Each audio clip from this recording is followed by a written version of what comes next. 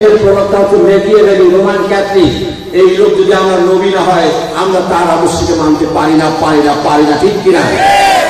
আপনাদেরকে আবারও বলি, জাতীয়তাবাদ, বাঙালি জাতীয়তাবাদ, আমি বলি আমরা বাংলা ভাষাভাষী মুসলমান। কি বলেন, ঠিক কিনা? আপনার সরকারে ভালো করে চিন্তা করেন, আলী মক্কি, আবু আইয়ুব আনসারী, সালমান ফার্সি, জালালউদ্দিন রুমি, আবু ইসমাইল বুখারী, শাহজালাল ইয়ামানি,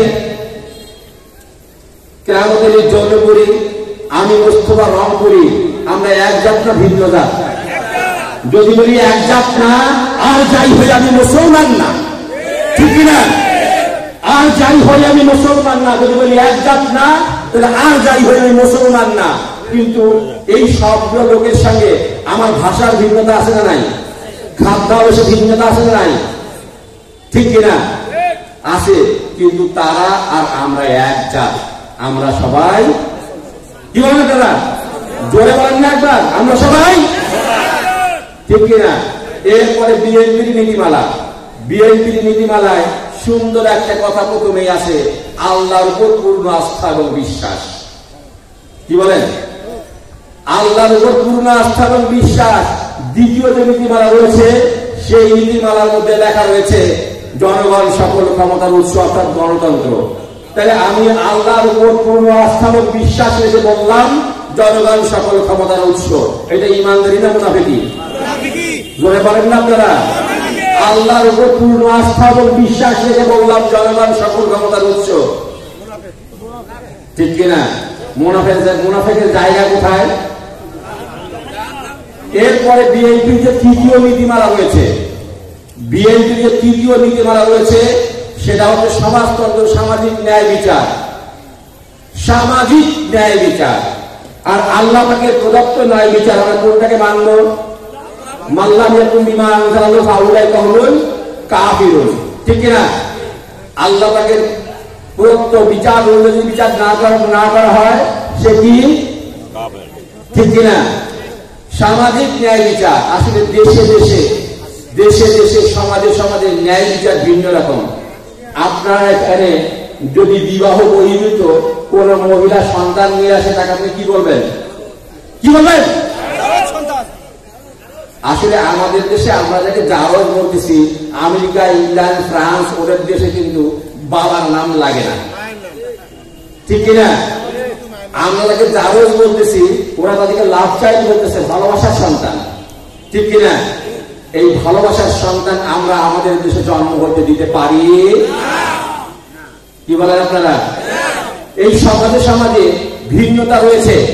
আজকে America, England, France, Germany, Italy, Hungary, Bulgaria, Brazil, সমস্ত দেশে তারা আইন পাশ করেছে লূত আলাইহিস সালামের সেই ফিতনা, সমকামিতা, ট্রান্সজেন্ডার, তারা আবার লূত আলাইহিস সালামের ফিতনাকে তারা আইন পাশ করে বৈধ করেছে। আমেরিকার ফেডারেল কোর্ট যখন রায় দিল এর পক্ষে, তখন বলল আমরা আধুনিক হয়েছি, এইসব আমাদের চলবে। আমি বলি যে তোমরা তো আধুনিক হও নাই, ৫,০০০ বছরের পুরোনো পাপকে তোমরা ঘোরত নিয়ে এসেছো, যেই পাপের কারণে আল্লাহ রাব্বুল আলামিন লূত আলাইহিস সালামের কওমকে নাস্তা নাবুদ করে দিয়েছে, ধ্বংস করে দিয়েছে। ওই দেশটাকে জিবরাইল আলাইহিস সালাম হাতের মধ্যে তুলে আসমান পর্যন্ত নিয়ে গেছে, ওখান থেকে আছাড় মারছে, ওইখানে একটা সমুদ্র তৈরি হয়ে গেছে। সেই সমুদ্রটা পৃথিবীতে এখনো আছে, ডেড সি, মৃত সাগর নামে, যেই পানির মধ্যে এখনো একটা ব্যাঙও জন্মায় না। পানি আছে কিন্তু পানির মধ্যে একটা ব্যাঙও জন্মায় না। পৃথিবীর সর্বশ্রেষ্ঠ পাপকে ইংল্যান্ডের সংসদ বলছে it's a sin not a crime, এটা অন্যায় কিন্তু অপরাধ নয়, যেহেতু কারো কোনো ক্ষতি হয় না। আর যদি অপরাধ হয়ও, তাইলে আমরা এটাকে অপরাধ বলতে পারতেছি না, এই জন্য আমাদের কাছে কোনো মানদণ্ড নেই। আসলে ইংল্যান্ডের কাছে মানদণ্ড নেই কেন? কারণ তাদের কাছে আল্লাহ পাকের কিতাব নেই, আল্লাহ পাকের কালাম নেই, ঠিক কিনা? আমাদের কাছে আল্লাহ পাকের কালাম রয়েছে। আমরা এই ফিতনা, তাদের আদর্শকে মেনে তাদের ফিতনাকে আমাদের দেশে ঢুকতে দিতে পারি না, ঠিক কিনা? বিএনপির যে চতুর্থ নীতিমালা রয়েছে, সেই চতুর্থ নীতিমালা রয়েছে বাংলাদেশি জাতীয়তাবাদ। বাঙালি জাতীয়তাবাদ ওখানে রয়েছে, এখানে রয়েছে বাংলাদেশি জাতীয়তাবাদ। আমরা বলছি আমরা বাংলা ভাষাভাষী মুসলমান, ঠিক কিনা? আমরা বাংলা ভাষাভাষী মুসলমান। আর আমরা যেই আদর্শের কারণে আপনাদের সামনে দাঁড়িয়েছি, আজকে আপনাদের সামনে আসার কারণ যে আদর্শের কারণে, যে নীতিমালার কারণে, সেই নীতিমালা ইসলামী আন্দোলনের নীতিমালা। এর চেয়ে বেশি সবগুলো দলের নীতিমালার মধ্যে সামান্য রূপান্তর রয়েছে জাতীয় পার্টির নীতিমালার মধ্যে। আর ইসলামী আন্দোলন নীতিমালা রয়েছে খোলাফায়ে রাশেদার নমুনায় বাংলাদেশকে একটি কল্যাণ রাষ্ট্রে প্রতিষ্ঠিত করা।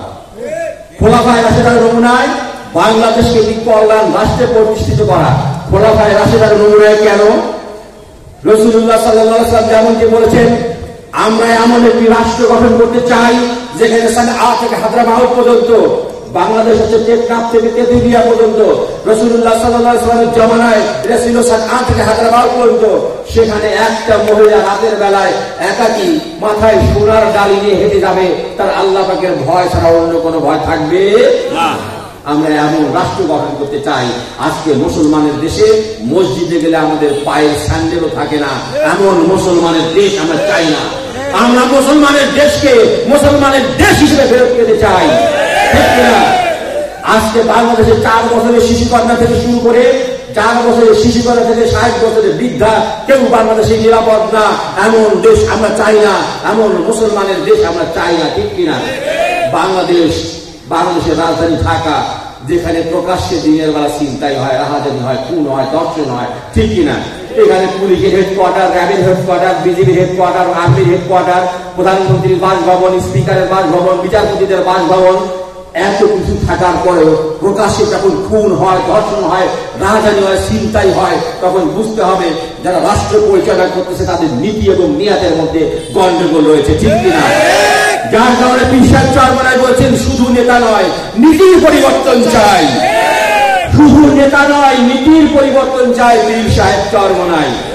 আমরা এই দেশকে কল্যাণ রাষ্ট্র হিসেবে উপহার দিতে চাই। কারণ আজকে সুদ ভিত্তিক অর্থনীতি গরিবের রক্ত চুষে ধনীকে আরো ধনী বানাচ্ছে, কিন্তু জাকাত ভিত্তিক অর্থনীতি যদি আমরা প্রবর্তন করতে পারতাম, তাহলে এদেশে প্রবর্তন করি। আপনাদের বড় ইউনিয়নে যদি ধনীর মাল থেকে 2.5% কাটিয়া গরিবের মধ্যে দেওয়া হয়, একটা লোক হাত পাতার থাকবে না, ঠিক কিনা? কোন লোক গৃহহীন থাকবে না, কোন লোক বস্ত্রহীন থাকবে না, কোন লোক ক্ষুধার্ত থাকবে না। যদি ওষুধ তুলিয়া যেই জমিতে সেচ দেওয়া হয় 20 ভাগের 1 ভাগ, যেই জমিতে সেচ দেওয়া হয় না 10 ভাগের 1 ভাগ, এই ফসল যদি আমরা তুলে নিয়ে এসে গরিবের মধ্যে বন্টন করতাম, তাহলে এইখানে কোন দরিদ্র লোক থাকতো না, ঠিক কিনা ভাই? আমরা জাকাত ভিত্তিক অর্থনীতি প্রবর্তন করতে চাই, যেন দেশে মানুষ হাত পাতে না, কেউ কারো কাছে হাত না পাতে, কেউ ভিক্ষা করে না করে, অন্নহীন বস্ত্রহীন মানুষকে আমরা এদেশে দেখতে চাই না, ঠিক কিনা? আসুন আমরা ভোটের সময় নেতা দেখি, নেতারা যে আসে আপনাদের কাছে ভোট চাইতে, তারা আসলে কিভাবে আসে?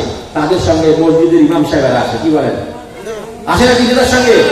মাদ্রাসার শিক্ষকেরা আসে, স্কুলের শিক্ষকেরা আসে, কলেজের প্রফেসরেরা আসে।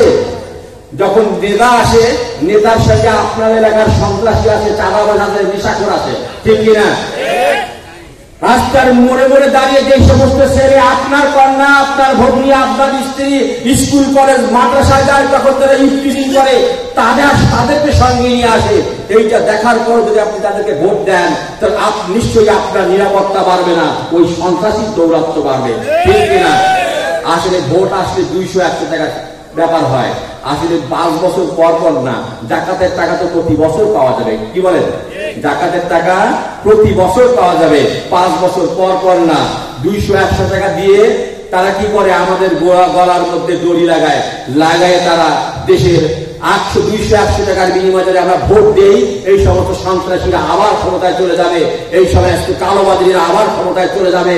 তারা এসে বাংলাদেশের অর্থনৈতিক ব্যবস্থা, রাজনৈতিক ব্যবস্থা, প্রশাসনিক ব্যবস্থা, বিচার ব্যবস্থা সমস্ত কিছু ধ্বংস করছে। আমরা এটার বাংলাদেশে হতে দিতে চাই। আমরা আসুন আমরা সকলে মিলে বাংলাদেশকে একটি কল্যাণ রাষ্ট্র প্রতিষ্ঠা করি। খোলাফায়ে রাশিদারের নমুনায় কল্যাণ রাষ্ট্র প্রতিষ্ঠা করি, বাংলা পীর সাহেব চরমায় হাতকে শক্তিশালী করি, হাত পাখা মার্কায় সমর্থন দান করি। এই বলে আশাবাদ ব্যক্ত করে আমি আমার বক্তব্য শেষ করছি। আপনারাও আমাদের জন্য দোয়া করেন, আমিও আপনাদের জন্য দোয়া করি যতদিন দুনিয়ার জমিনে থাকবো ইমানের সঙ্গে আমলের সঙ্গে থাকি, আর হায়াতের বেলায় পুরা আসলে আল্লাহর জন্য কালেমার সঙ্গে